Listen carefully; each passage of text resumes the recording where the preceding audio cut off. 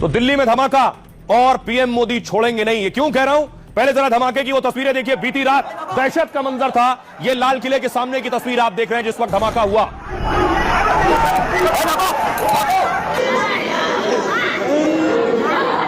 खुद एनआईए के चीफ और रॉ के चीफ बताया गया और कुछ और अधिकारियों के साथ दिल्ली पुलिस के साथ भी बैठक की है गृह मंत्री ने। कल कैबिनेट कमेटी ऑन सिक्योरिटी होनी है जो सुरक्षा मामलों की सबसे बड़ी बैठक है। आपको याद होगा ऑपरेशन सिंदूर के बाद भी प्रधानमंत्री नरेंद्र मोदी जब आए विदेश से तो कैबिनेट कमेटी ऑन सिक्योरिटी की बैठक हुई थी, यानी सुरक्षा मामलों की कैबिनेट बैठी थी और कल फिर उसी कैबिनेट कमेटी ऑन सिक्योरिटी की बैठक होनी है। मोदी ने अगर कह दिया तो वो छोड़ेंगे नहीं।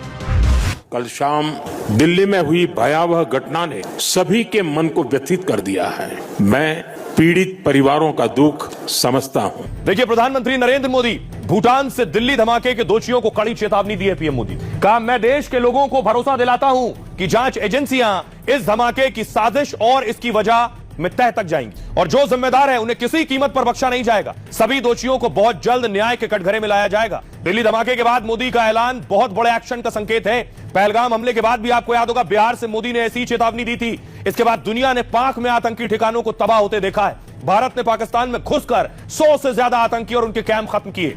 ऑपरेशन सिंदूर में पाक के कई रक्षा ठिकानों को भी तहस नहस कर दिया। तबाही से बचने के लिए पाक गिड़गिड़ाया और हमले रोकने की मांग की तो मोदी सरकार ने साफ कर दिया कि ऑपरेशन सिंदूर सिर्फ स्थगित हुआ है। बहुत दिन से न सिर्फ पीएम मोदी बल्कि सारे आर्मी चीफ्स ये कह रहे हैं कि ऑपरेशन सिंदूर स्थगित हुआ है, खत्म नहीं हुआ है। भारतीय सेना का बड़ा ऑपरेशन सिंदूर खत्म नहीं हुआ, रुका है। पाकिस्तान या उसके पाले पोसे आतंकियों ने अगर फिर हिमाकत की तो ऑपरेशन सिंदूर और पाकिस्तान पर कहर फिर शुरू होगा। गृह मंत्री अमित शाह ने कहा अधिकारियों और सुरक्षा एजेंसियों के साथ वो लगातार बैठक कर रहे हैं। गृह मंत्री ने एजेंसियों को कड़ी जांच और एक्शन के निर्देश दिए। कहा इस कृत्य में शामिल हर गुनाहगार को अंजाम भुगतना होगा। रक्षा मंत्री ने कहा धमाके को लेकर वार्निंग दी है। कहा साजिश रचने वालों को किसी कीमत पर माफ नहीं करेंगे। दोषियों को बख्शा नहीं जाएगा, उन्हें कड़ी से कड़ी सजा मिलेगी। हमारी एजेंसियां घटना की तेजी और गहराई से जांच कर रही हैं। जांच एजेंसियां हर एंगल से दिल्ली धमाके की जांच में जुटी हुई हैं और समय आने पर पूरे मामले की जांच सार्वजनिक की जाएगी। लेकिन एक बात तो तय है कि किसी भी दोषी को बख्शा नहीं जाएगा, छोड़ा नहीं जाएगा। पाकिस्तान में इस वक्त खौफ है